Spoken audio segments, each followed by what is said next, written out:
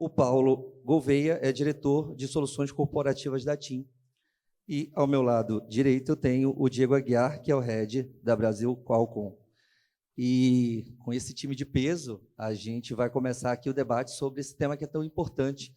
É um tema de inovação, um tema de conectividade, e é um tema que a gente tem o prazer de trazer aqui no painel Telebrasil 2024 para mostrar a força das nossas operadoras, fabricantes, num mercado que cada vez está mais desafiador, né? E a inovação é o carro-chefe. Então, sem mais delongas, para a gente aproveitar bastante o tempo do painel, eu vou começar aqui com uma rodada inicial de apresentações dos nossos painelistas, e, na sequência, a gente vai trabalhar alguns questionamentos e, eventualmente, no final, dúvidas aí dos participantes. Então, eu peço inicialmente para o Renato Simões fazer a sua abordagem. Fique à vontade, Renato. Bom dia a todos. Agradeço aí ao time da Conex Telebrasil pelo convite. E já me apresentar, Renato Simões, eu tenho 20 anos de Oi, né? Agora, Oi Soluções, é o braço corporativo da Oi.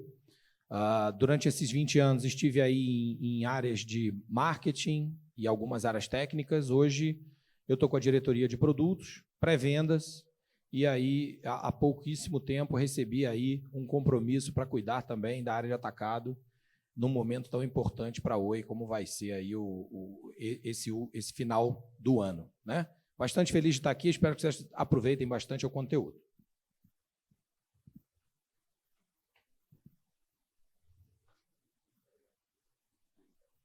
Por favor, Paulo, fique à vontade. Bom dia, Paulo Humberto da TIM.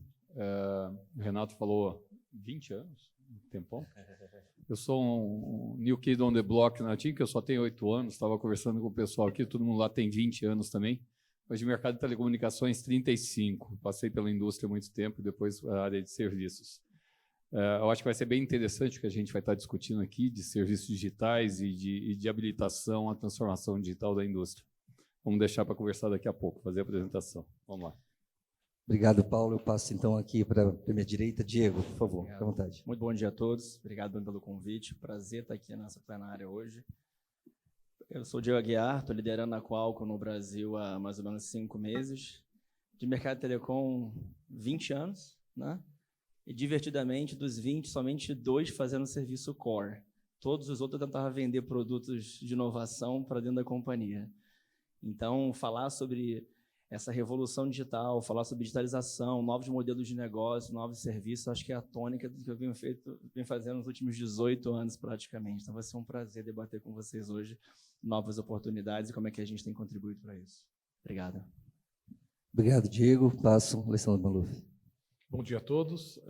Obrigado pelo convite, pela presença de vocês.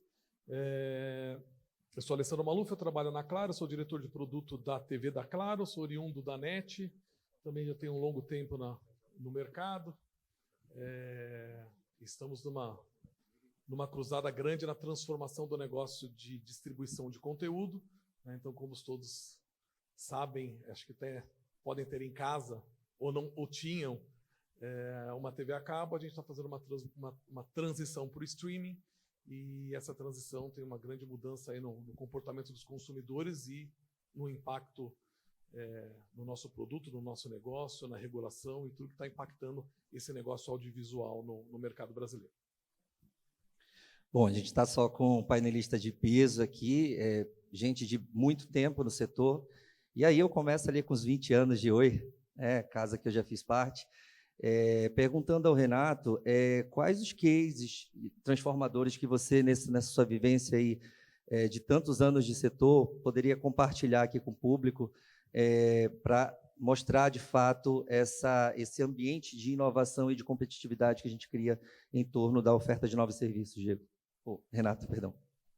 Obrigado. Tem um recado importante aqui, são 3 slidezinhos só, prometo que eu vou ser breve. Aliás, é um desafio fazer a apresentação sentado, eu vou tentar não levantar, para não quebrar o protocolo, mas a Oi iniciou um processo de transformação tecnológica na telefonia do Brasil há pouco mais de 1 ano atrás. Essa transformação tecnológica foi necessária porque o mercado ele não conseguia puxar sozinho a evolução da tecnologia, a gente teve que, basicamente, fazer esse trabalho. Eu queria uma visualização dos senhores para esse número que está aqui embaixo, em verde, limão, aqui, que é o decrescimento, né, ou ano contra ano, do mercado de telefonia fixa no Brasil em terminais na área empresarial, empresas e governo como um todo. A queda é inexpressiva. O CPF de vocês provavelmente não tem mais um telefone fixo em casa, mas o CNPJ de vocês ainda usa muito isso no Brasil. Com essa queda pequena, a gente começou a enfrentar um desafio de uma tecnologia muito legada. Eu não tenho mais gente para prestar serviço qualificado, porque essas pessoas já estão se aposentando. Eu não tenho mais equipamentos. Eu não tenho mais condições de reparar algumas tecnologias legadas. Daí veio, então, a virada tecnológica do que eu estava falando aqui, que foi a gente praticamente modernizar toda a rede de todos os clientes de telefonia e que ainda usavam cabo de cobre, sem alterar absolutamente nada de custo. O custo é exatamente o mesmo, a responsabilidade é da empresa. E a gente criou um produto chamado UC 4X, inclusive com uma ajuda aí de uma consultoria do MIT para produto, para a gente conseguir fazer essa virada tecnológica. Para vocês terem uma ideia, senhores, senhoras, 4 empresas no Brasil têm 80% do market share da telefonia fixa. Eu não quis aqui abrir as empresas, obviamente, porque são números bastante sensíveis, mas eu fiz um apanhado aqui, então vocês imaginam que 4 empresas tem 80% desse mercado. Como que a Oi Soluções se preparou? A Oi Soluções hoje é uma empresa de clientes, é uma empresa de tecnologia, não é mais uma empresa de commodity. Mas como que a gente se preparou para fazer essa transformação com a responsabilidade no nosso cliente? Em pouco mais de um ano, nós tivemos um crescimento de 193% da telefonia legada para a telefonia na nuvem ou telefonia IP. Então, a gente hoje já disponibilizava e modernizou esse serviço em mais de 5 mil municípios. A gente cobre quase 90% da população brasileira, população, né, empresas, né, CNPJs. A gente tem mais de 5 mil, quando eu falo 5 mil clientes, e a gente pensa num pequeno e médio negócio, é muito pouco. Quando eu falo de grandes empresas no Brasil, é muita coisa. 200 mil ramais, mais de 100 mil telefones IPs entregues como praticamente doação, porque a nossa responsabilidade era fazer essa virada sem custo. Tem um recado muito importante aqui, a gente tem mais de 10 fabricantes homologados, provavelmente muitos deles usam um chip da Qualcomm, alguma coisa parecida. Então, esse aqui é o nosso compromisso, né? Então, eu vou pautar meus comentários muito em cima dessa promoção da virada de tecnologia no Brasil. É isso, Bruno. Obrigado, Renato. Eu já passo aqui, então, para o Paulo fazer suas considerações em relação a esse cenário, né? Quais são os cases aí que ele tem para trazer para a gente? Pedi para subir a apresentação. Que a gente vai falar o que é um pouquinho de transformação digital. Quando a gente olha para o mercado não brasileiro mundial, o que a gente está vendo é transformação de diversos segmentos da indústria, transformação digital. Painel digitalização de serviços, só trazendo um dado, né, quando a gente olha a telefonia móvel e tecnologias disruptivas, se a gente analisar a telefonia móvel, a gente tem a disrupção, a digitalização de serviços, desmonetização de serviços e democratização de serviços. Então, se a gente olha ao longo do tempo o que aconteceu com o serviço de telefonia móvel no Brasil, e voltando lá 20 anos atrás, onde você tinha o valor de uma tarifa, e eu não sei porque eu guardei o número, 54 centavos de real para você fazer uma chamada de longa distância sem impostos, e isso na época custava 27 centavos de dólar, e uma interconexão de VoM custando quase que R$1 a chamada sem impostos, e hoje você tem um ARPU da telefonia móvel no Brasil em $6, enquanto o mundo trabalha com 38. Então, se há um exemplo de democratização de serviços, a gente está na questão da telefonia móvel. Mas aqui eu coloco a questão do habilitando a transformação digital da indústria, porque a conectividade é a habilitação para que todos os setores possam sofrer esse processo de transformação digital. O que eu vou fazer nos próximos slides é mostrar setores e verticais que a gente vem atuando, e aí começa, como todo mundo já vem acompanhando, a questão do agronegócio. A primeira vertical que a gente escolheu lá em 2018 como foco de atuação da TIM foi o setor do agro. Hoje a gente já tem mais de 18,2 milhões de hectares cobertos. É interessante quando a gente fala de conectividade e cobertura. A gente fez uma parceria com a Case num projeto chamado Fazenda Conectada. A gente vem acompanhando a safra 21, 22, 22, 23. E o resultado disso, auditado pela Unicamp e a Agricef, foi o seguinte: a safra 22, 23 foi 18% maior que a do ano anterior. Lógico, o Brasil teve a maior safra do ano passado, 300 milhões de toneladas, mas quando a gente compara a região que foi feita, a Fazenda Conectada, que é Água Boa, uma das regiões de maior produtividade do país, a safra de Água Boa da Fazenda Conectada foi 7,4% maior que da própria região, 7,6% maior que do estado do Mato Grosso e 13,4% maior que a do país. Então, a conectividade traz ganhos de eficiência e produção. Eficiência onde? 25% menos de uso de combustível numa fazenda conectada. Menor ociosidade das máquinas, ou seja, uma máquina agrícola ela tem que operar igual avião, 24/7, e redução na pegada de carbono de 10%.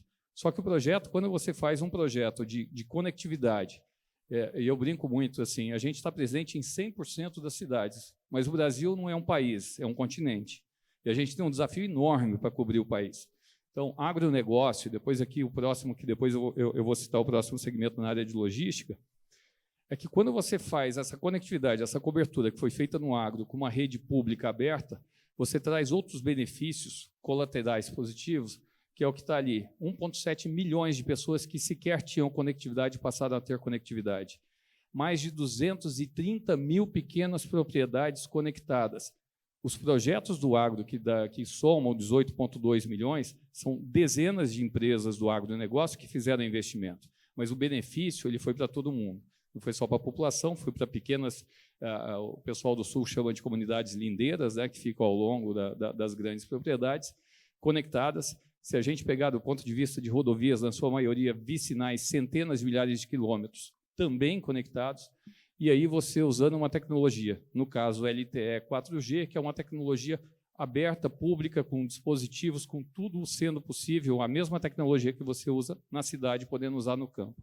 Mais alguns números ali, falando de escolas rurais e educação. Quando a gente fala de educação, eu só vou citar, se a gente pegar algum benefício que a pandemia possa ter trazido em 2020, foi a gente parar e entender que conectar a educação à distância era básico principalmente para a população de baixa renda, a população, as escolas públicas, de levar essa questão do conhecimento a toda a população. Foi um benefício que a gente ganhou, que as operadoras entregaram mais de 2 milhões de acesso aos estados para conectar os estudantes, e que não se perdeu ao longo do tempo, né? O benefício não pode ser tirado ao longo do tempo. Pegando o segundo setor, e aí falando o seguinte, eu falei de rodovias, aqui é um projeto de transformação também, transformação digital da rodovia.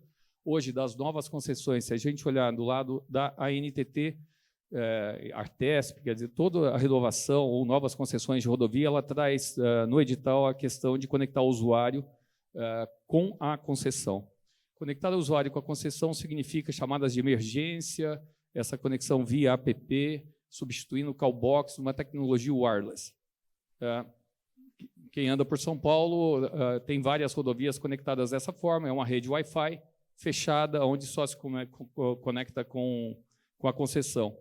O que aconteceu nesse caso? Aqui, através do pioneirismo e coragem de algumas concessões, no caso, vou citar a Eco Rodovias, que foi pioneira nisso, ela analisou e aí sentou com o setor de telecomunicações e resolveu mudar.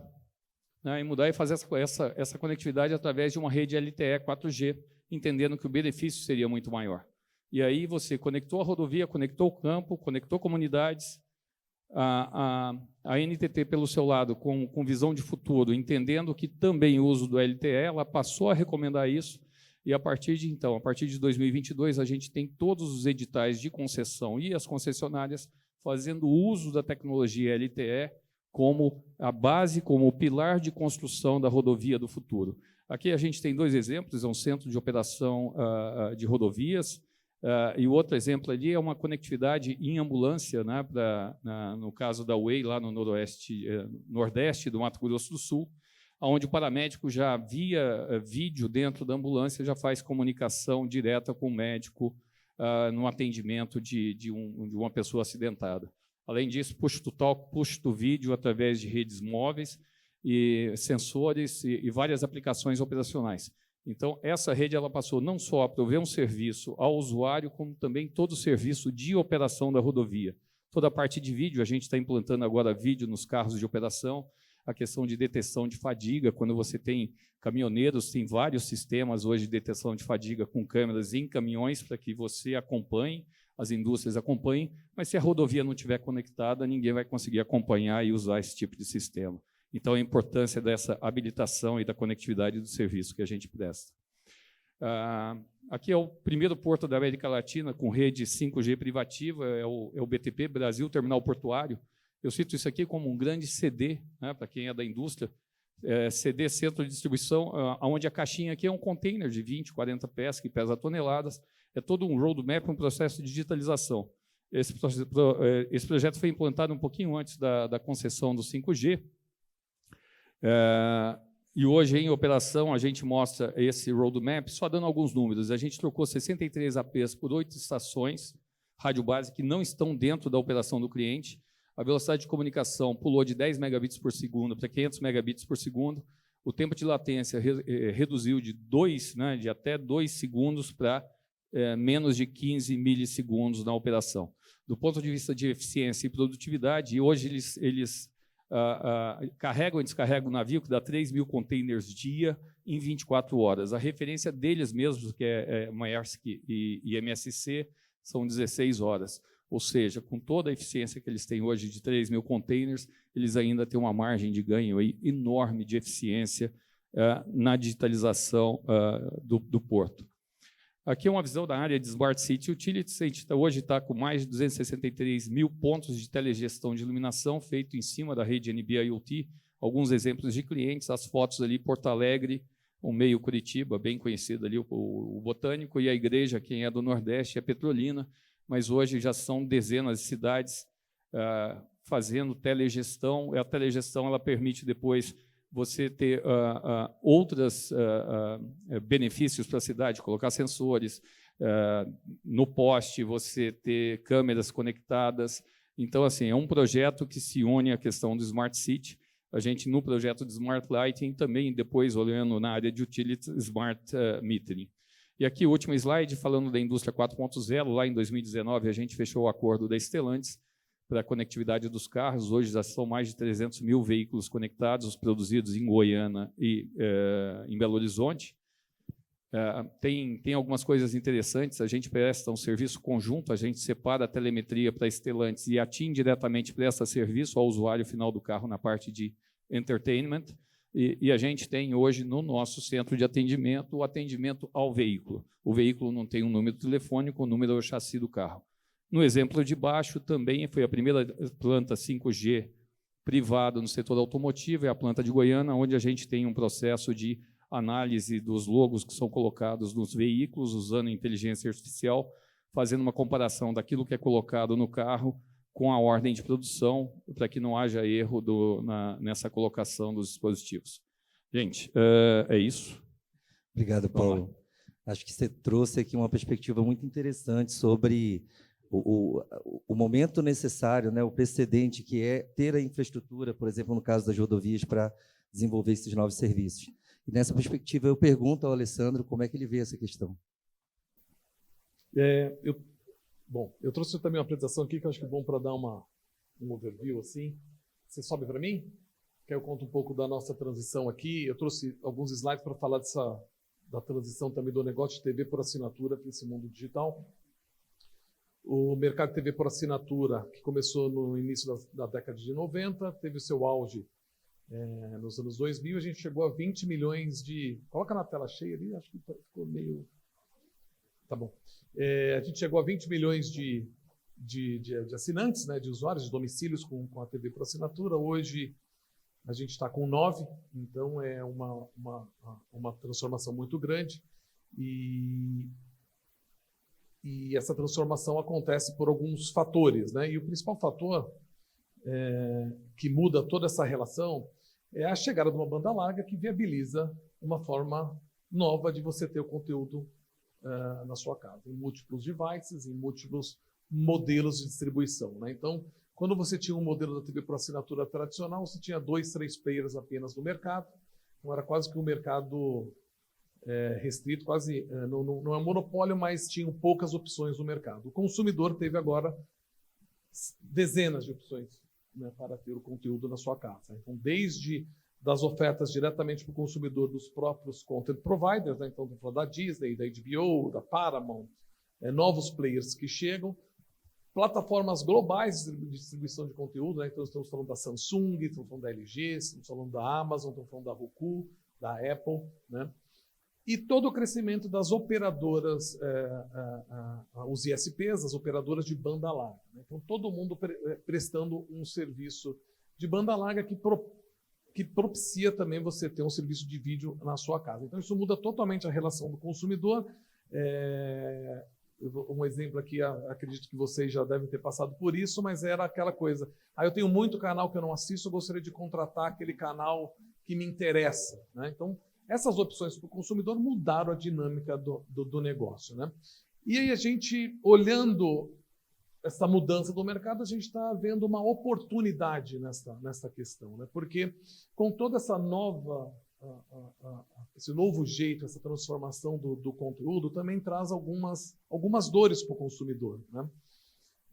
Talvez vocês tenham aqui uma dor, que eu vou contar 2 dores aqui que a gente estava endereçando no produto. A primeira é quando alguém te recomenda uma série para assistir, assiste aquela série. A segunda pergunta é, onde é que está passando? Onde é que tem essa série? Ela está no Netflix, ela está na Disney, ela está no Globoplay, né? Então as pessoas não sabem mais onde está passando, onde está transmitindo aquela série. E eu dou um exemplo um emblemático para mim, que foi o meu pai me ligando, perguntando onde é que estava passando o jogo do Corinthians. Ele me ligou e falou assim, onde é que está passando o jogo do Corinthians? Se já era difícil achar lá nos 10 canais Premier, né? Meu pai perguntou onde é que está passando o jogo do Corinthians. Aí era o Campeonato Paulista, aí eu falei, está passando na HBO. Aí ele me respondeu assim, super sincero, me deu até uma explosão. Assim. Ele falou assim, mas HBO não é um canal de filmes? Então, olha que situação que o mercado, né, a distribuição de conteúdo está acontecendo. A segunda dor é o preço que ficou para o consumidor. Antes você pagava uma TV a cabo, lá na faixa de R$100, e agora, para você ter todo esse conteúdo que você gosta na sua casa, você tem que assinar o Globoplay, a Disney, o Netflix, a Amazon Prime, o Sport TV, os canais da Globo, etc. Então ficou mais caro que você pagava da TV por assinatura para você assistir esse conteúdo. Então, a partir desta dor, a gente começou a mudar o nosso negócio, né? E isso, eu trouxe esse meme aqui, que é um meme do sensacionalista, que quando as coisas começam a virar meme, é que eles já estão realmente na cultura das pessoas, né? Então, esse meme... então, o homem cancela todo o seu serviço de streaming e compra a casa própria, né? Então, é uma dor que está realmente acontecendo na casa das pessoas, né? E aí a gente começou a desenhar o que é essa nossa transformação, né? Então, a gente tem um negócio de TV por assinatura com muita receita no negócio tradicional de TV por assinatura, né? Então, a gente não podia desistir do business, né, e simplesmente desligar os serviços. Então, um dos mantras do nosso negócio é defender o modelo tradicional. Então, o que é defender o modelo tradicional? Não é só agarrar o modelo tradicional e deixar do jeito que ele está, mas como é que a gente traz mais valor para o modelo tradicional, como é que a gente melhora a experiência do usuário, como é que ele fica mais feliz com o serviço tradicional e mantenha o ARPU com a gente, mantenha pagando o que ele está pagando com a gente. A segunda coisa é assim, cara, a gente tem que já ir para um novo mundo. Eu tenho que ir para o mundo digital, eu tenho que fazer uma inovação incremental deste produto, né? E através da digitalização, então estou falando de streaming, de IP, de serviços digitais, isso é uma ferramenta que além da tecnologia, ela traz a possibilidade de você reduzir custos operacionais. E aí, reduzindo o custo operacional, você consegue trazer uma proposta de valor mais adequada para esse consumidor que está nos pressionando o negócio da Claro com cancelamento, com diminuir a sua conta mensal. E olhar para o futuro e criar um produto para o futuro, um produto baseado em aplicativo, numa TV conectada. A gente acredita ainda que tem um mercado para o set-top box, tá? Set-top box streaming e uma visão num futuro de aplicativo também. E essa transformação, ela está se dando, eu vou contar rapidamente assim, isso aqui a gente pode gastar horas aqui falando, mas como que isso aconteceu? Né? No mercado, aí, quando a gente está falando de TV por assinatura tradicional, você tinha o provedor de conteúdo e tinha quem distribuía. Simples assim. E eu ilustro ali no slide com 3 dinheiros. Então, o consumidor ia lá e pagava os seus 3 dinheiros, era um bundle de canais de TV por assinatura. Veio 2 caras que mudaram totalmente essa equação e mudaram totalmente a distribuição de conteúdo. O Netflix e o YouTube. Né? Então, o consumidor que pagava 3 dinheiros passa a pagar 1 dinheiro. Vou dar um exemplo aqui, né? Então, para você assistir, quando você assistia o Star Wars, o Toy Story, com seu filho em casa, você tinha que ter a TV por assinatura e pagava esses 3 dinheiros. Veio o Netflix, disponibilizou o mesmo conteúdo com 1 dinheiro. Né? Você começa a ter uma migração dos assinantes para lá e começa a ter uma migração do modelo de negócio, porque aí a Disney, a HBO, o Max, a Globo, todos... se a Netflix está capturando esse mercado, vou fazer a mesma coisa. O que a Netflix fez? O que a Disney fez? Né? Tirou o Toy Story, tirou o Star Wars, que era da Netflix, né? E começou a fazer, eu vou ser também a Netflix. Né? O que a Netflix fez? Eu vou ser a Disney. Começa a produzir o seu próprio conteúdo. Né? Então, a Netflix, que era um distribuidor, passa a ser um provedor de conteúdo. Né? A Disney, que era um provedor de conteúdo, passa a ser um provedor de conteúdo e distribuidor de conteúdo, né? Pela internet. Só que o que aconteceu para o consumidor? Agora ficou 4 dinheiros na mesa. Para você ter todo esse conteúdo em casa, ficou mais caro que você tinha a TV por assinatura. E o que a gente vê agora? A gente vê agora uma tendência e uma coisa que a gente vem trabalhando, que vem dando certo, a gente está chamando de rebundling. Né? Então, trazer a TV mais streaming juntos. Né?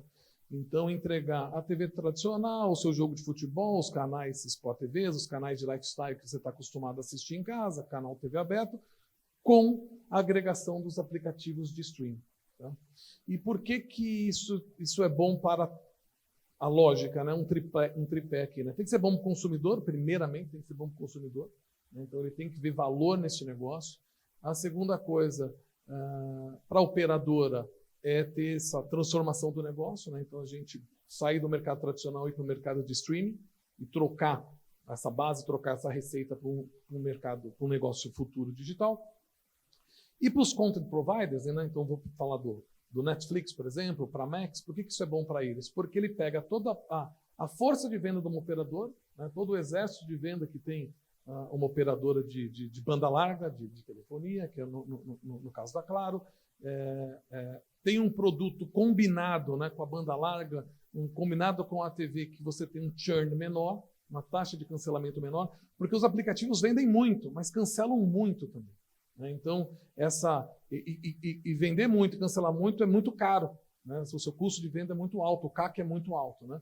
Então, para eles, uma venda junto com a operadora, isso faz sentido. Né? Então, é um modelo que a gente está vendo que é um modelo que é vencedor nesse sentido. E aí, a nossa proposta de valor hoje, ela é ser um hub de conteúdo, né? Um hub de TV e streaming. Né? Então, além dos canais, a gente está entregando junto na mesma assinatura, no pacote que você compra com a Claro, você compra a TV, os canais, você leva o Globoplay, você leva o Max, leva o Netflix e leva a assinatura da Apple TV. O nosso produto principal que a gente está vendendo é um produto de R$120. Se você compara, vamos trazer isso para dólar, vamos dar mais ou menos uns $25. Só comparando com o mercado americano, O mercado americano que vende só a TV por assinatura, sem os aplicativos, sem esses apps inclusos, a gente está falando de 60 a 70 dólares. Né? Então, o mercado brasileiro é muito pressionado no preço, muito pressionado no preço, e muito vem pela história da entrada dos aplicativos do Brasil. Então, você pega a entrada da Amazon, do Prime Video no Brasil, ele entrou a R$ 9,00, porque ele estava competindo com o Mercado Livre.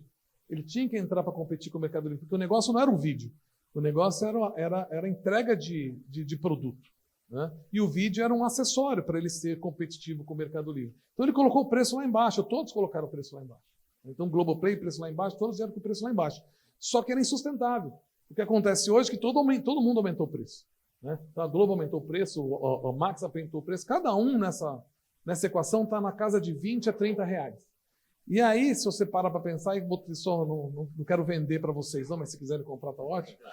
Mas, só para dar um exemplo aqui, né, o nosso produto campeão, assim, esse é o nosso portfólio que a gente deu uma simplificada, tá? Vocês vão lembrar da TV por assinatura que tinha o produto de 60 canais, de 100 canais, de 20, de todos os tipos de empacotamento. Isso também era confuso para o consumidor. A gente eliminou toda esse packing, só tem um produto com todos os conteúdos. O que está mudando aqui é a tecnologia. E assim, o que mais vende aqui, 80% a 90% do que a gente vende aqui é esse produto de R$120. Tá? Que é um produto com set-top box e que vem com esses aplicativos inclusos. R$120. Se você somar só os aplicativos, a Apple, o Max, o Globoplay e o Netflix, já vai dar na casa de uns R$100. Você está pagando uma TV por assinatura completa por mais 20, ainda leva um set-top box com Alexa. Então, assim, é um investimento grande que a gente está fazendo para manter a nossa base de usuário e a receita que a gente tem nesse negócio. Né? E aí, por último, assim, só, né, para sumarizar, a gente acredita que o conteúdo segue crescendo e segue com relevância. Tá? Ele é importante. Ele é importante para Claro, tá? Para a gente ter um produto além da conectividade. A gente acredita que um produto de vídeo ele tem um touch point com a marca muito grande com o usuário, mais do que até o serviço de telefonia nosso, de celular e de banda larga. Então, ter o conteúdo ele é bom para o nosso negócio, mas tem um grande impacto aqui de infraestrutura, de rede e capex de investimento. Então, pensa, quando as pessoas estão assistindo o Netflix da banda larga, que está passando pela rede da Claro, da TIM, da Oi, né? Quem está fazendo investimento para que esse vídeo chegue na casa das pessoas são as operadoras e muitas vezes não estão vendo nenhum centavo desses conteúdos, né? Desses provedores de conteúdo. Então, é um investimento muito grande que a gente vem fazendo na rede para suportar o streaming no Brasil. Né? Tem algumas incertezas, né? Então, tem toda essa pressão por preço, né? que a gente está falando. Você tem uma mudança também nos direitos de conteúdo, né? Então, você deve estar acompanhando como que vai ser o Brasileirão, o Campeonato Brasileiro de 2025. Né? Então, ontem anunciou que a Prime Video vai ter mais um jogo, tem uma distribuição também, uma parte com a Globo, uma parte com o Cazé TV, uma parte com o YouTube, tem uma outra parte sendo negociada, e tudo isso bota uma pressão também nos preços e nos custos de distribuição de conteúdo. Né? E a gente vem aqui, né, fazendo os nossos ajustes para ter uma operação eficiente. Né? E o ajuste de operação eficiente é focar em diminuição de custo. Né? Então, assim, a gente persegue muito diminuir custo operacional para conseguir entregar para o consumidor um produto com o melhor custo-benefício. Né? Se a gente mantivesse os custos que existiam no passado, não era viável, o produto seria muito caro e o consumidor começa a não ter você como uma adoção do produto. Então, a gente acredita aí que a Telco ela pode ser essa protagonista no futuro da distribuição do conteúdo, porque a gente vê um pouco do que foi até o começo lá que eu mostrei no slide da transformação de conteúdo, né? Os provedores, os provedores OTTs, os aplicativos, buscando operadora para distribuir o seu conteúdo também, com uma forma saudável, aí, viável, mais economicamente viável para o consumidor. Era isso que eu tinha para fazer para você. Obrigado, Alessandro. Só devo dizer que se tiver venda de plano, eu quero coparticipação, hein? Mas, fazendo aqui, às vezes, eu acho que você trouxe ali uma abordagem muito interessante sobre a necessidade que as prestadoras têm de cada vez mais transformar o conteúdo, ou seja, atender a uma demanda do usuário de serviços de telecomunicações. E aí a gente tem a visão das 3 prestadoras, e agora eu passo aqui para o Diego trazer a visão da Qualcomm sobre o tema. Legal, Bruno. Primeiro, obrigado. É bacana você ver que a gente falou de 3 operadoras, você não falou de praticamente conectividade em momento nenhum. Você falou de serviço, você falou de tecnologia, você falou de valor agregado diferente da conectividade. E a Qualcomm ela atua como se fosse um arquiteto por trás desse ecossistema, né? O que a gente tem visto de mais interessante, mais novo, que vem agregar esse movimento, né? O primeiro, essa revolução, essa criação desse ecossistema que passa por IoT, por AI, por computadores conectados, por carros conectados, e que, de alguma forma, eles interconectam diretamente o que a gente falou aqui agora. Se, por um lado, a gente até então falava de processamento on cloud, você agora começa a falar de processamento no próprio dispositivo, que ganha uma importância e uma relevância muito grande no nosso dia a dia, seja ele o teu celular, o teu notebook, ou um dispositivo IoT na ponta. E isso muda, inclusive, um pouco do modelo de negócio, que até então você já colocava tudo para um data center, você jogou para uma cloud e agora você traz para o device. Primeiro ponto. O segundo, a intercomunicação desses dispositivos no seu dia a dia. O Alessandro falou um pouco que é interessante, eu quero ver o jogo, de repente, no HBO. Né? Eu vou até pensar quanto é que eu pago de streaming no geral, porque se eu fizer essa conta, realmente dá para vender a casa. Exatamente. Mas eu estou vendo aqui no meu celular. Eu entrei no carro, o que deveria acontecer? Eu deveria ter uma transmutação direta do meu celular para aquele veículo, de eu continuar tendo aquela experiência. Qual que é a diferença desse dispositivo para o meu computador? Ele não deveria existir, deveria ser uma coisa única. Se eu chego em casa, qual é a interação que eu tenho com aquele ambiente? Então, esse ecossistema ele não pode mais ser isolado, o que até então acontecia muito, né? Você tinha uma oferta de um produto A de IoT, uma B de celular, uma C de computador, uma D de streaming, e agora a gente vê uma formação muito maior de um ecossistema. Esse é o primeiro ponto. O segundo, o AI de forma mais assertiva, porque ainda é um assunto muito etéreo para muita gente. Você fala de AI, ainda é uma coisa futurística, embora a gente utilize isso no nosso dia a dia de maneira talvez pouco perceptiva com nossos dispositivos móveis, e isso hoje começa a se transformar numa coisa mais direta, né? Então, exemplo prático, você pega hoje um LLM aqui, junto com o LVM, você consegue, através de um comando de voz, conseguir trazer vídeo, trazer textos e diversos outros tipos de outcomes que vêm da utilização. O terceiro é um computador sempre conectado. E isso aqui para a gente muda muito, em especial com o advento do 5G. Ainda é uma experiência muito complexa ter um computador, que você tem que andar com um computador e uma tomada para colocar na parede. E se você passar hoje no aeroporto ou em qualquer tipo de coworking, você não vai ver um dispositivo como um computador sem o plug conectado, porque é uma bateria que dura 2, 3 horas. E a gente vem trazendo agora numa revolução de chipsets, em cima da estrutura ARM, computadores 100% conectados com AI embarcado. E isso aqui muda muito a forma de trabalho, né? Seja para fazer uma apresentação, para você redigir um e-mail, para você fazer diversas coisas. E aí, por último, essa criação de um ecossistema no Brasil de empresas que possam congregar esse ecossistema e torná-lo disponível para o nosso dia a dia. Né? E aqui a gente trabalha muito com startups, com empresas de maneira geral, para conseguir desenvolver esses produtos e colocar nas ofertas que hoje são disponibilizadas on top da conectividade para que seja vendido para mais diversos níveis de clientes. Então, sumarizando para a gente conseguir ir para o debate, a formação do ecossistema, a criação de dispositivos agora cada vez mais integrados e não somente isolados, a AI tendo, de fato, um papel preponderante na integração desse ecossistema e a criação dos modelos de negócio que vão desde o chipset até a entrega geral da solução. Acho que é essa abordagem rápida. Você roubou a minha fala, hein? Que era a fala inicial do debate, mas te agradeço. Acho que você já sumarizou aqui qual é o contexto que a gente tem de discussão.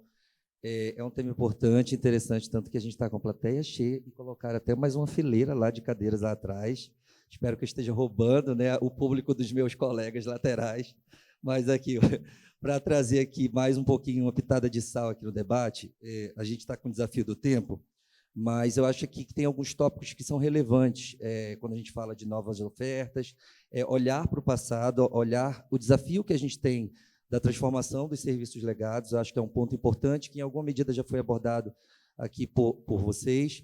A gente tem desafios regulatórios, porque a carga regulatória ela tem que ser considerada na concepção desses novos serviços digitais. E também a gente tem algumas oportunidades, né, que podem ser analisadas entre as operadoras de telecomunicações e os serviços de internet. Então, nessa perspectiva desses grandes temas importantes, e deixando aqui os meus painelistas bem à vontade para pesar um pouco mais num ou no outro, eu passaria a palavra a você, Renato, para fazer algumas considerações nesse tema, e aí eu vou pedir aqui uma limitação de até 3 minutos para a gente conseguir chegar ali no horário de 10h15, tá, pessoal? Obrigado. Prometo. Se alguém quiser cronometrar aí, fica à vontade. Vamos lá, serei breve. Dos temas que o Bruno colocou, acho que tem uma importância muito grande. Eu vi aqui a apresentação do Paulo se sentindo responsável pela conectividade ou pela conexão das escolas remotas, né? A Claro falou as telcos são protagonistas de tecnologia, ou alguma frase muito similar. Eu acho que a nossa principal responsabilidade como empresa de tecnologia é puxar o mercado, drivar o mercado. Eu gosto sempre dessas comparações do mercado brasileiro com o mercado americano, porque parece tudo maravilhoso do outro lado, na terra do tio Sam, mas eu prefiro pagar os $25 do que pagar os 70. Hoje, por exemplo, talvez a maioria de vocês que trabalhem aqui, ou alguns que trabalhem de home office, tem mais de uma banda larga. Então, você paga aí 80, 70 reais numa banda larga, 500 megabits por segundo, e tem entretenimento na casa toda com aquilo ali. Que responsabilidade é essa? Afinal de contas, talvez a gente não esteja ganhando um centavo com isso. É uma responsabilidade das empresas de tecnologia puxarem o mercado. Eu falei aqui de evolução tecnológica. As empresas, nem todas elas estão preocupadas com evoluir em tudo. Uma hora o CTO está falando de cloud, uma hora o CISO está falando de segurança cibernética, e talvez tenham tecnologias que, como as telecomunicações, obviamente, ficaram legadas e você praticamente não evolui. Então, a gente tem isso como responsabilidade. E aí tem um tema que o Bruno falou aqui para finalizar, que eu acho muito interessante. Hoje a Oi Soluções tem uma perspectiva diferente de mercado, que são o crescimento e o aprendizado das empresas com os grandes provedores de internet, né? A gente sabia que, com a explosão do mercado de internet no Brasil, os peixes pequenos iam acabar sendo engolidos pelos tubarões, né? E como a Oi tomou uma decisão de fazer a terceirização da rede há anos atrás, a gente criou uma expertise de trabalhar com os peixes pequenos e com os tubarões. Eu não diria que é uma desvantagem, mas outras grandes operadoras que ainda competem com a gente no mercado ainda não têm o expertise de dizer, olha, eu não tenho rede ali, vai custar caro construir. A gente já saiu dessa era, a gente já está numa outra era de internet. Não tem rede ali, alguém vai me prover esse serviço. E conquistar esse expertise no mercado é algo disruptivo. Eu acho que o caminho é esse, o caminho, de fato, ali é a internet, é a digitalização dos serviços, virar commodity, cada vez você ter mais serviços agregados em cima. Hoje é o hype, né?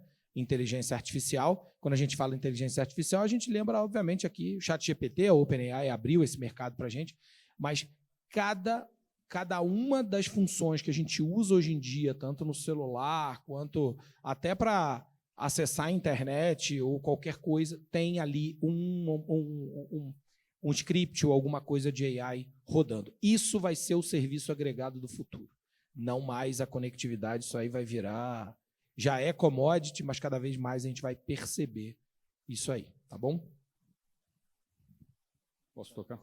Gente, eu vou pedir desculpa e reduzir a velocidade. Aqui falaram que eu tinha 5 minutos para fazer aquela apresentação, então a velocidade foi enorme para falar. Vou juntar as três aqui quando a gente fala de digitalização do legado. A visão não é essa. Hoje que a gente tem percebido é o seguinte: a gente tomou uma decisão lá atrás, quando a gente entrou nesse mercado de transformação digital e de internet das coisas. A primeira decisão é entender que a gente deveria ser parte do ecossistema. E o que era ser parte do ecossistema? A gente não vai ser o one-stop shop. Nós não somos a solução de tudo, e a gente precisa de parceiros, e a gente precisa, sim, inserir em processos diferentes. Não tem problema nenhum numa operação portuária igual da BTP eu ser o outsourcing de telecomunicações com técnico residente de uma operação de missão crítica. Eu também não sei se eu quero entrar em prover serviços de missão crítica carregando um container, né, um guindaste, alguma coisa assim. Mas é muito importante a gente entender o nosso papel em cada um desses setores. Então, quando a gente fala da transformação do legado, ou digitalização do legado, uma outra coisa que a gente está tendo que exercitar muito, e é difícil para quem é da área comercial, que é um sentido que a gente não usa muito, que é escutar. Então, eu tenho uma dificuldade enorme. A minha esposa fala isso o tempo todo, que eu não escuto ela também. Mas se a gente não entender a demanda do mercado, a solução, a gente não gera a solução e procura um problema. Na realidade, a gente tem que entender qual é o problema e gerar a solução. Então, digitalizar o legado pode não ser a solução da demanda, porque a demanda está vindo de diferentes setores. E aí vem a pergunta com relação ao regulatório. O que a gente tem visto, e aí entrando na questão da transformação digital, que em cada setor existe uma regulação. Então, se eu estou falando em logística, está a NTT. Se eu entro no setor, vamos falar da área de saúde, na pandemia, não tinha consulta online. Mas teve que se mudar a regulamentação para que você pudesse ter consulta online. Então, você tem uma agência reguladora na área de saúde que teve que olhar para aquele problema que foi a pandemia e olhar para a regulação e adaptar a regulação à transformação digital que o país passou. Eu não estou falando nem a causa raiz, mas outro efeito positivo com relação a isso. Então, você olha a saúde, você olha a logística, você olha o setor elétrico, né? O setor elétrico ele tem um modelo baseado em modicidade tarifária, que é baseado no investimento, e aí você chega com tecnologia na nuvem, prestando solutions as a service, e aí você escuta do setor falando para você o seguinte, não, eu privilegio o CAPEX, porque eu reverto isso para a tarifa. Mas tem sentido o setor ter que... E a gente vai olhar no passado, muita empresa de energia se transformou em empresa de telecomunicações. Mas hoje tem sentido, a gente está digitalizando 100% da nossa matriz energética para uma matriz sustentável de energia renovável. Para isso, eu não estou me transformando numa empresa de geração de energia. Eu estou fazendo parcerias com quem gera energia. E existe um setor de regulação. O que eu estou querendo dizer é que nessa transformação digital, desse legado que a gente não vai simplesmente digitalizar, que a gente vai entender que a solução vem da demanda, que existe um sincronismo que deve existir entre agências reguladoras para que não exista um gap nessa transformação digital de todos os segmentos da indústria brasileira. O ganho é enorme. E na última parte, quando a gente fala que você falou do provedor de serviços, e a gente vinha conversando isso, hoje você já tem o mercado das grandes empresas, quando a gente fala de transformação digital, de redes privativas, onde de um lado você tem operadoras, do outro lado você tem integradores provendo serviços, provendo soluções ao mercado.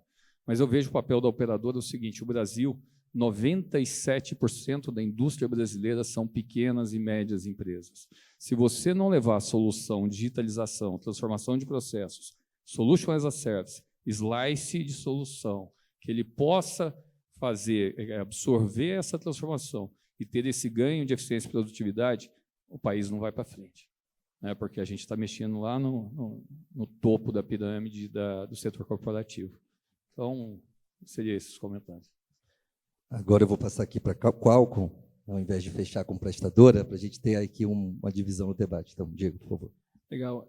Acho que a visão que eu tenho é que a gente tem que ser um pouco polímata, né, Bruno? Você fala de uma hora, você fala de energia, outra hora você fala de agro, outra hora você fala de AI, você vai transitando entre diferentes tópicos.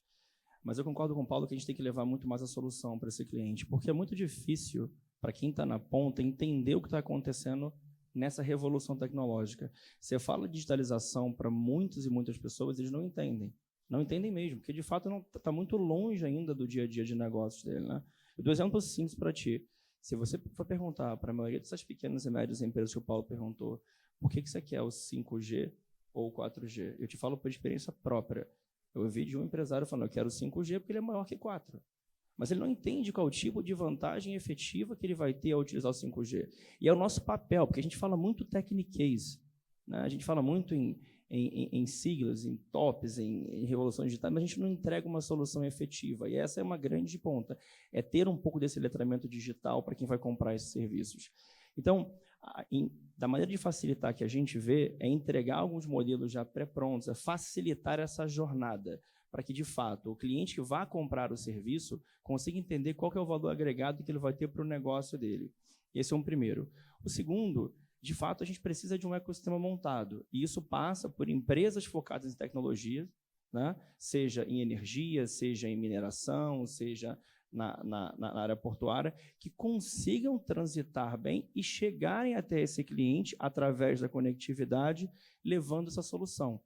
E não deixar que, de fato, e eu concordo integralmente, não pode ser um hype padrão, você tem que levar, de fato, uma solução. Então, o nosso papel aqui, além de estimular a cadeia para que cada vez mais empresas e empreendedores no nosso país consigam levar esses novos serviços, e de verdade, você vai a polos como Santa Rita do Sapucaí, entre outros, você vê uma série de empresas trazendo serviços hiper inovadores, de video analytics, de IoT, de sensorização, mas até eles chegarem, por exemplo, a uma Claro, a uma TIM, a uma Vivo, leva um tempo. E a robustez que ele precisa se manter naquele negócio, aplicando inovação e conseguindo vender é muito grande. Então, você tem papéis importantíssimos tendo a ser desempenhados para que, de fato, isso vire serviço. E a nossa visão é facilitar esse caminho. Então, se é algo importante, por exemplo, para a IoT, a gente disponibilizou um hub com modelos otimizados para que você possa entrar e montar o seu modelo de AI. Você possa construir o teu pilar, o teu ecossistema baseado nessa tecnologia. Então, acho que o grande ponto nosso é como é que a gente estimula o ecossistema, cria soluções, mas na hora de chegar ao cliente, não faça uma venda técnica. Você entregue, de fato, algo que ele entenda e consiga converter aquilo para um retorno para o negócio dele. Eu acho que esse é o grande papel. É a base a criação do ecossistema, né? Acho que a sua fala vai muito nesse sentido. E aí, Alessandro, eu passo para você, então, para fazer suas considerações. Nesse tema da transformação do legado, né? Então tem essa por trás assim do nosso produto residencial, né? Por trás da cortina você tem todos os sistemas legados, né? Então isso tem um complicador no negócio, você tem um investimento para fazer, para trocar, isso é meio óbvio, né?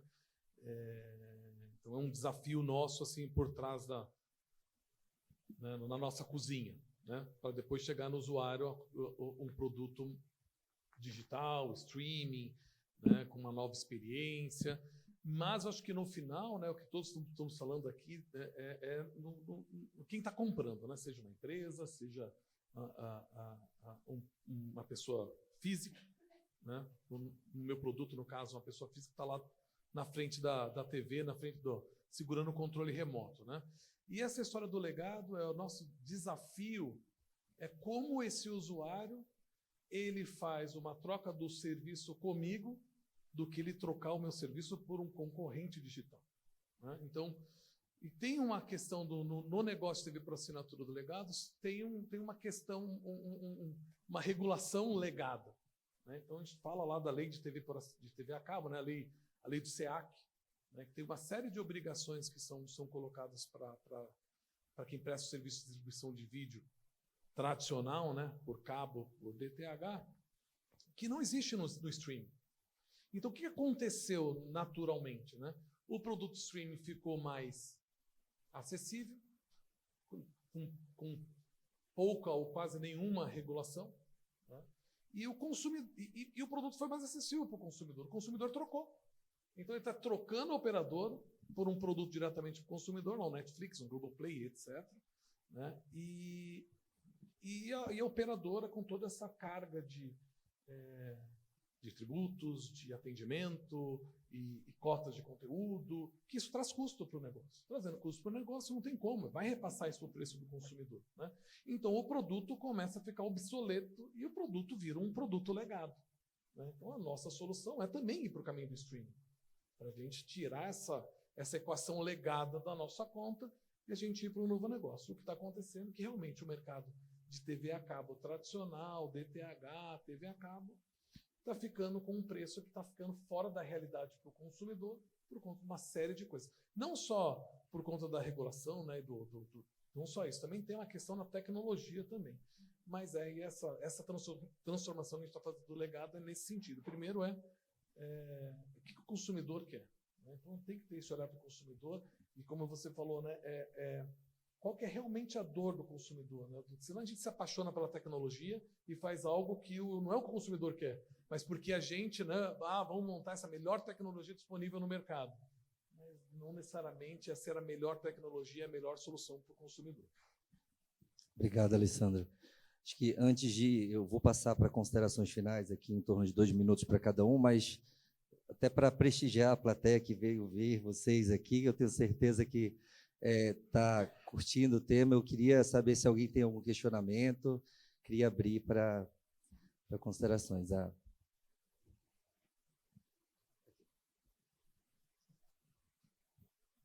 Bom dia, pessoal. Eu sou Beatriz, da Vital.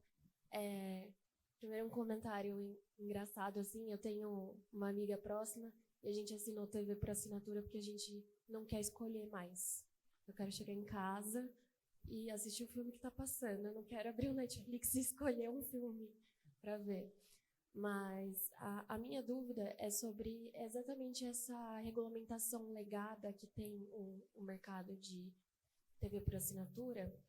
E o Paulo falou que não há intenção das operadoras virarem one-stop, né, fazer tudo. Mas ainda assim, é difícil de competir com o Netflix, quando o Netflix vira uma produtora de conteúdo e a Disney é também quase que uma empacotadora, né, nos termos da regulamentação. E aí, como vocês veem isso? Será que, se não houvesse a proibição da lei do SEAC, vocês gostariam de produzir conteúdo para poder competir ou não? Vamos começar pelo Alessandro? Tá. O seu comentário inicial da sua escolha, eu encaro o seguinte, fazer um paralelo, né? É similar ao Spotify. Quando você entra no Spotify, você vai lá e escolhe uma playlist, né? Hoje eu quero escutar uma playlist sobre, sei lá, domingo de relaxing. É uma playlist. Os canais fazem isso. Ele tem uma curadoria por trás que ele vai fazer uma playlist para você, né? Então, acho que tem essa volta, né? Essa volta nesse costume. Eu também fico, às vezes, procurando algum filme para assistir, fico 1 hora procurando, já cansei, vamos dormir, né? Mesma coisa, né?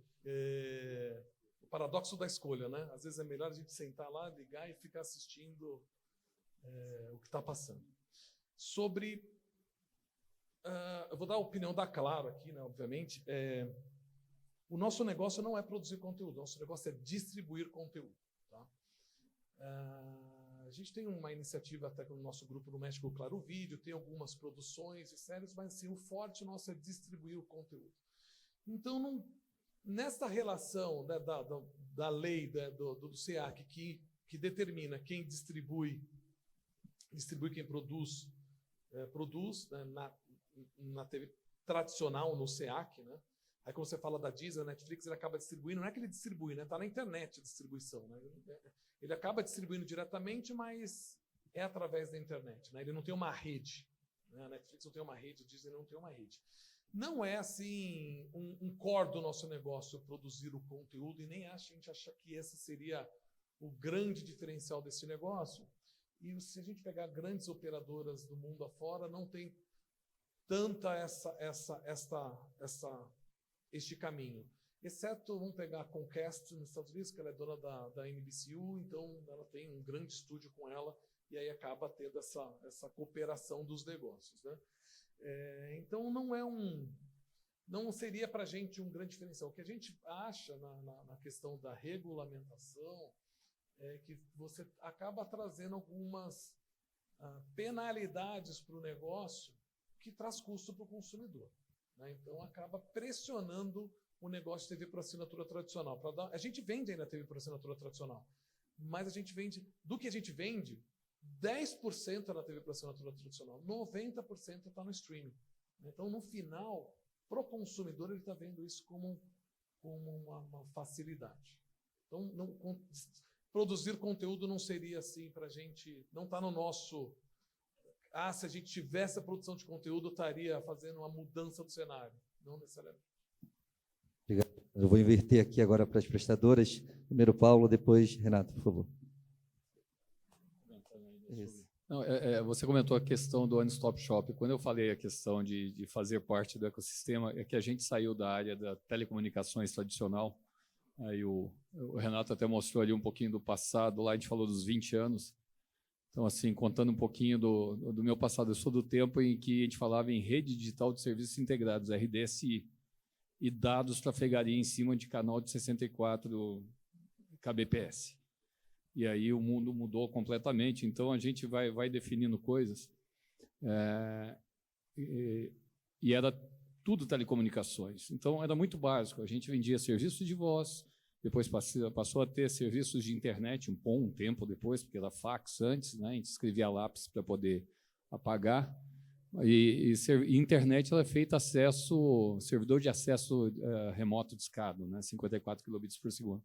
E a gente foi vendo isso mudar. Redes HDS,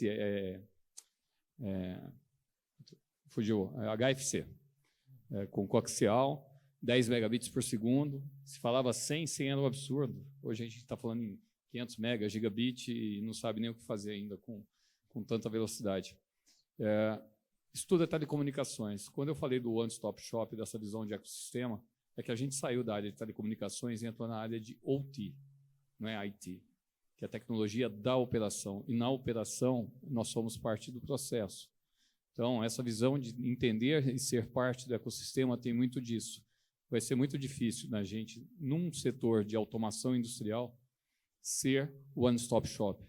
Então, entender do nosso papel de ser parte do processo produtivo e do ganho de eficiência da indústria, nesse novo cenário que a gente está entrando. Uma discussão só um pouco mais acadêmica, eu não tenho tanta propriedade quanto o nosso amigo da Claro. Eu fui estagiário da NET, antes dos meus 20 anos de Oi, eu era estagiário da NET Serviço. Então, eu entendi um pouquinho de TV a cabo, mas minha última formação como gestor de tecnologia tem um ponto importante sobre o mercado de TV e de conteúdo como um todo. Ele está chegando no pico para mudança. Então, ele iniciou, então a gente lembra lá dos modems, vou lembrar dos modems de 56K, a gente utilizava aquilo para baixar música no MP3, vieram os streamings e mudaram. Por acaso, os streamings de música nem tiveram tanto problema quanto os streamings de vídeo, que você tem aí o Spotify mais um, e olhe lá. Mas esse mercado está estressado, ele vai mudar. Então, a nossa próxima... Quem chegar no mercado para organizar a bagunça, de hoje eu pago R$150, eu estou quase fazendo como você, quer dizer, já tem usuário regredindo, eu descobri esse dia que eu estava pagando o Prime 2 vezes, porque é tanta confusão, o próximo que chegar, e a gente está diante disso, o próximo que chegar muda esse mercado. E aí trabalha com ele está num ponto de estresse que ele não evolui mais da forma que está nos próximos 3, 4 anos aí. Obrigado, Renato. Bom, já estou sendo sinalizado ali que o tempo já está se esgotando. Então, eu vou abrir aqui para considerações finais dos painelistas, em torno de 1 a 2 minutos. É a oportunidade para vocês apresentarem os planos, né, para a equipe para a data. Mas eu começo aqui pela Qualcomm, vai, Gil. Primeiro, agradecer, Bruno, pelo painel. Eu acho que a gente, de fato, está vivendo constantemente momentos de disrupção, né? Não acho que é o próximo, daqui a pouco é o próximo, daqui a pouco é o próximo. E, de verdade, eu faço muito como ela. Eu chego em casa, eu não boto streaming, geralmente eu boto o canal aberto e aí vejo o que está passando, eu acho que é um pouco mais fácil.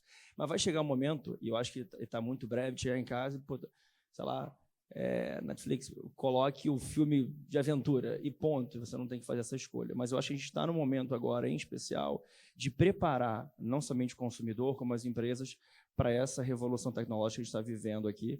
E nós, como agentes habilitadores, em especial o setor de telecomunicações, tem esse papel importante em fazê-lo. Construindo essa cadeia, estimulando a empresa, trazendo soluções e conseguindo, de fato, traduzir para o usuário o que ele pode ter no dia a dia, seja um usuário pessoa física ou um usuário empresarial.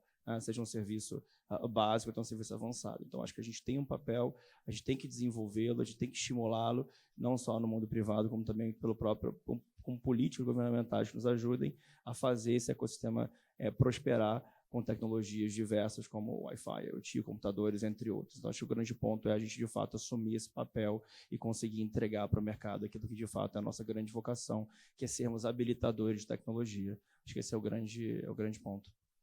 Obrigado, Diego. Acho que equilíbrio do ecossistema é importante, né? Fornecedor entender necessidade de prestadora, de usuário, a gente ter um equilíbrio nos custos regulatórios. Eu acho que são temas aqui que a gente passeou de uma maneira geral. E aí eu vou fechar aqui no meu lado direito com o Alessandro. Por favor, Alessandro. Vou falar, vai parecer meio clichê assim, né? Mas essa escuta do consumidor ela é importante, né? Então, vou dar um exemplo assim, porque a gente, né, você comentou da NET, né? Então, cara, quando a gente tinha um produto que você praticamente só tinha você no mercado, né? Então, você acabava decidindo pelo consumidor o que você ia acabar distribuindo, né? Então, A dificuldade era passar o cabo pelo duto, né? exato, isso era o mais difícil. Era O difícil. resto, Era o mais difícil. eu estava vendo, um colega me mandou uma reportagem da Tela Viva, Teletime, há 20 anos atrás, quando a gente lançou a TV digital na Claro, 2004. O preço que a gente vendeu na época era R$ 129. R$ 129 na época, há 20 anos atrás. Olha onde estamos agora. $60. Isso, olha onde estamos. Na época era $60, exatamente. Olha onde estamos. Então, assim, acho que ouvir o consumidor de verdade, entender o que ele tá pedindo, então, na formatação do produto, na tecnologia, e na tecnologia, não pela tecnologia, mas o que a tecnologia vai trazer para o usuário, e também na questão regulatória, se isso está ajudando o consumidor ou está prejudicando o consumidor, acho que isso é o que a gente vem aprendendo assim, nesses tempos. A gente teve que se transformar muito no negócio. Então, eu vou dar um exemplo. Assim, o Netflix era, quando começou o Netflix em 2011, a gente era o inimigo da gente. Então, a gente encontrava a Netflix na feira, não queria falar, era o diabo na frente, né? Hoje é um dos maiores parceiros que a gente tem na construção dessa nova TV. Então, por quê? Porque o consumidor quer o Netflix. Então, não adianta você... Como é que você faz isso, né, de uma maneira cooperada, né, para o usuário, né? Mesmo sendo um negócio que compete com a gente, porque o Netflix vende lá sozinho e ele é o grande roubador do negócio de TV por assinatura, como é que a gente compete nesse negócio e entrega uma solução para o consumidor? Se eu ficasse aqui competindo diretamente com o Netflix, eu acho que a gente ia perder. Agora, quando a gente traz ele para dentro do jogo, a coisa é diferente. Então, acho que, né, fica meio clichê, mas acho que ouvir de verdade o consumidor, né, e entender. A gente fez muita pesquisa para chegar e até tirar dogmas que você tem dentro de grandes companhias, né, como a Claro. Eu acho que ela é importante e está nos ajudando a transformar esse negócio. Então, só para trazer um número, a gente tem nesse nosso negócio novo, transformando, já tem mais de 1 milhão de usuários, que a gente acha que é um número relevante. A gente já teve 9 milhões de usuários por assinatura, hoje a gente está em 5 e 1 milhão deles já está nesse novo produto. E a gente vai perseguir migrar todo mundo e crescer esse mercado de novo. Obrigado, Alessandro. Renato? Obrigado pelo convite novamente, parabéns aí pelo painel. Acho que a diversidade e de forma heterogênea, nós colocamos pontos extremamente interessantes de tecnologia com visões completamente diferentes. E aí eu vou pegar o ponto do consumidor, né, que na verdade pode ser um CPF ou um CNPJ, no caso das soluções mais aí grandes empresas. A gente tem que ter a mesma velocidade de regulação da vontade do consumidor. Então, por que eu estou dizendo isso? Porque a gente tem cada vez mais, cada dia mais sistemas extremamente complexos que a gente não sabe como lidar e nem sempre a regulação, nem sempre a gente está pronto para lidar com aquela tecnologia diante da sociedade. A gente não, algumas empresas seguram e não lançam tecnologias porque a sociedade ainda não está pronta para lidar. Eu vou dar um exemplo clássico aqui, inclusive da revista chamada Consumidor Moderno, ela tem uma versão americana chamada Wired, que diz o seguinte: você hoje teria um robô em casa, daquele do Elon Musk, lá você teria um robô em casa, se alguém invade o teu robô e diz que agora ele não vai te servir cafezinho, vai sair quebrando tudo, não existe ainda a nossa vontade e as políticas que são criadas, tanto privadas quanto são públicas, não conseguem acompanhar. Então, acho que o grande recado aqui a gente vai fazer a tecnologia rodar, a gente precisa de ajuda para adequar isso à sociedade, senão a gente vai viver numa guerra. Eu vou terminar aqui falando um pouco do propósito nosso de evoluir com respeito e coragem, transformando tecnologia em liberdade. A gente está falando de digitalização, a gente falou de indústria, falou de um monte de coisas, e falou dessa pessoa chamada cliente, né? E cliente, na realidade, são as pessoas. Se tudo que a gente está fazendo não for para melhorar a vida das pessoas, não tem sentido nenhum. Então, essa transformação digital que a gente está falando, legado e tudo mais, no final das contas, é melhorar a nossa vida, como usuário final do serviço. O que a gente está vendo é que a gente está inundando de tecnologia o usuário final e o usuário final agora olhando para coisas mais simples. Então, é essa busca da essência, né? É exatamente o que está sendo demandado para que realmente a gente use tecnologia para melhorar a vida das pessoas. Obrigado, Paulo. Acho que foi um painel muito, muito importante, muito interessante, não só do ponto de vista de ver como que os diversos atores estão observando essa evolução dos serviços digitais, mas também para apontar questões importantes, como a necessidade de evolução do ecossistema está em paralelo com, inclusive, falando do ponto de vista regulatório, que é o meu lugar de fala, a gente precisa de menos carga regulatória, inclusive, para que a gente possa desenvolver esses serviços e atender o usuário de uma maneira satisfatória. Então, muito obrigado, Renato, Paulo, Diego e Alessandro. Eu dou por encerrado esse painel.